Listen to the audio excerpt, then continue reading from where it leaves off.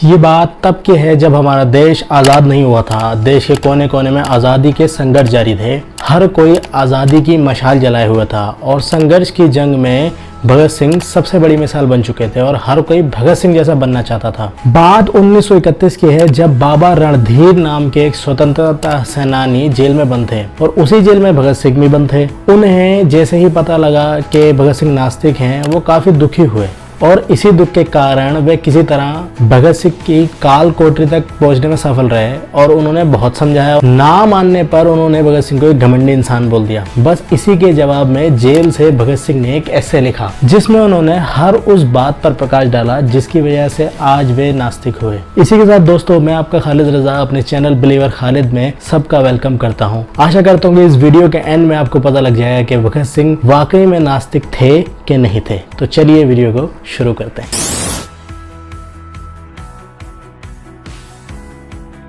दोस्तों, भगत सिंह का मानना है कि इस दुनिया में हर कोई परफेक्ट नहीं होता। वो शायद थोड़े जिद्दी थे, इसलिए लोग उन्हें घमंडी मांगने लगे थे, लेकिन ऐसा सच में नहीं था। लेकिन पूजा पाठ ना करने से, ये ईश्वर को नहीं मानने से कोई व्यक्ति कैसे घमंडी हो सकता है? भगत सिंह कहते हैं कि वह घमंड की वजह से नहीं, बल्कि तब से ईश्वर को नहीं जानते हैं जब से उन्हें कोई भी नहीं जानता था। बचपन के स्कूल से लेकर जवानी के कॉलेज तक भगत सिंह ईश्वर की इतनी प्रार्थना करते थे कि लोग उन्हें भक्त भी बोलने लगे थे। लेकिन दूसरी ओर कॉलेज का समय एक ऐसा समय था जहां महात्मा गांधी द्वारा चला गया असहयोग आंदोलन अपनी चरम सीमा पर था। वहां उन्हें ईश्वर के एग्जिस्टेंस पर पहली बार शक हुआ, लेकिन अभी भी वे ईश्वर को मानते थे। उनका कहना है कि वे एक रोमांटिक क्रांतिकारी से नास्तिक क्रांतिकारी कैसे बने, और वो क्रांतिकारियों के साथ रहने की वजह से नहीं बने, उस माहौल से और सोच की वजह से भी नहीं बने, बल्कि क्रांतिकारियों के बीच का माहौल तो हमेशा से ईश्वर को मानने वाला रहा है। वे हमेशा से ही रोमांटिक थे।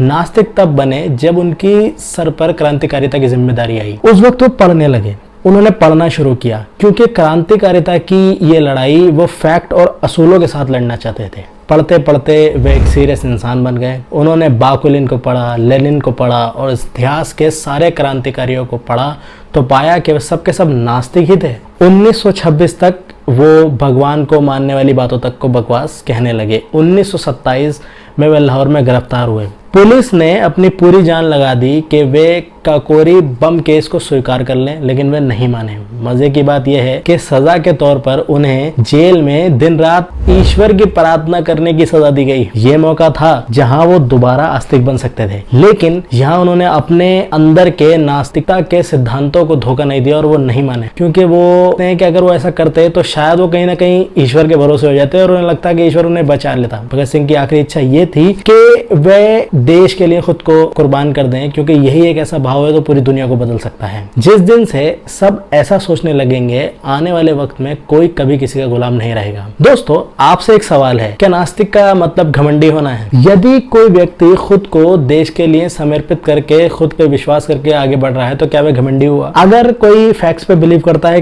तो क्या उसे अहंकारी करा जाएगा? भगत सिंह कहते हैं कि ये दुनिया धर्मों से बनी हुई है। दुनिया के हर कोने में अलग अलग धर्म है, लोग अलग अलग धर्म और जातियों को मानते हैं। वे कहते हैं लोगों ने प्राचीन काल में भी धर्म और ईश्वर के खिलाफ सवाल उठाए होंगे, लेकिन जनता ने फैक्ट्स को ना जानते हुए जो चल रहा है उसे चलते देने दिया होगा। उनका कहना था कि हद से ज्यादा आस्तिक होना भी नास्तिक होने जितना बुरा है। विश्वास और अंधविश्वास दोनों ही मनुष्य के लिए खराब है। इस दुनिया में जो भी इंसान खुद को रियलिस्टिक मानता है, उसे पहले से चल रही परंपरा के खिलाफ सवाल खड़े करने होंगे, वरना कुछ नहीं बदलेगा। वह पूछते हैं कि दुनिया में सभी आंदोलन दुनिया में इंसान ने किए हैं, खुद के लिए किए हैं, इसमें ईश्वर ने क्या किया? भगत सिंह कहते हैं कि अगर ईश्वर सच में है तो उसने दुख से भरे संसार को क्यों बनाया? उसने पीड़ित, शोषित और गुलामी से भरे हुए संसार को क्यों बनाया? ऐसा संसार क्यों बनाया जहां कोई भी खुश नहीं है, कोई भी संतुष्ट नहीं है? और कैसे तुम लोग इस ईश्वर को मान सकते हो और उसका पक्ष ले सकते हो? लेटर के अंत में भगत सिंह ने आस्तिकों से कुछ सवाल भी पूछे। वह कहते हैं कि अपने ईश्वर को आवाज दो और उसे दिखाओ उसकी दुनिया जहां लोगों को सरेआम मारा जा रहा है, उन गरीबों का खून चूसा जा रहा है। कि ये सब देखकर भी आपका ईश्वर कहेगा कि ये सब कुछ ठीक है? ईश्वर को दिखाओ कैसे लोग फूड की वेस्टेज करते हैं, गरीबों को खाना तक नसीब नहीं होता। ईश्वर को दिखाओ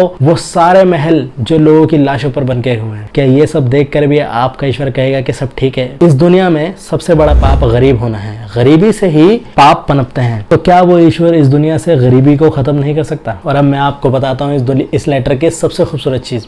दोस्तों, भगत सिंह हमसे कहते हैं कि ईश्वर को हम पे हमेशा इसलिए थोपा जाता है ताकि हम कमजोर होते रहें। ईश्वर सबसे बेस्ट सहारा है। दोस्तों, हम सबको रियलिस्टिक बनना होगा। भगत सिंह कहते हैं कि दोस्तों, यही मेरी स्थिति है, यही मेरी सोच है, बस मैं कमजोर नहीं हूँ, और यही मेरे नास्तिक बनने का कारण भी है। वह कहते हैं कि यही सोच गुलामी को आजादी में बदल सकती है, बस वो ईश्वर पर निर्भर ना रहें। अपनी जंग को आप सब खुद लड़ें। दोस्तों, भगत सिंह का यह पत्र हर उस नौजवान के लिए है, आज की पीढ़ी के लिए है, जो अपने आप को कमजोर समझता है। ये पत्र आज भी इस देश के नौजवानों को शीशा दिखाने का काम करेगा। बस याद रखो, कभी घबराना नहीं है, उद्देश्य और हर स्थिति का बहादुरी से सामना करना है। ये पत्र एक ऐसे ईश्वर की स्थापना करता है जो हमेशा हमें कमजोर होने से बचाता है और अंधविश्वासी होने से बचाता है। तो अंत में मैं आपसे यही पूछना चाहूंगा दोस्तों, क्या ये पत्र आज भी दुनिया बदल सकता है? बहुत बहुत शुक्रिया दोस्तों। तो ये थी हमारी video why I am the atheist by Bhagat Singh की बुक समरी। अगर आपको वीडियो अच्छी लगी हो तो प्लीज चैनल को सब्सक्राइब कीजिए, वीडियो को लाइक कीजिए, कमेंट कीजिए, ज्यादा से ज्यादा शेयर कीजिए, और अगर आप चाहते हैं कि इन जैसी और भी वीडियो आए तो प्लीज कमेंट सेक्शन में बताइए। Thank you so much. जय हिंद।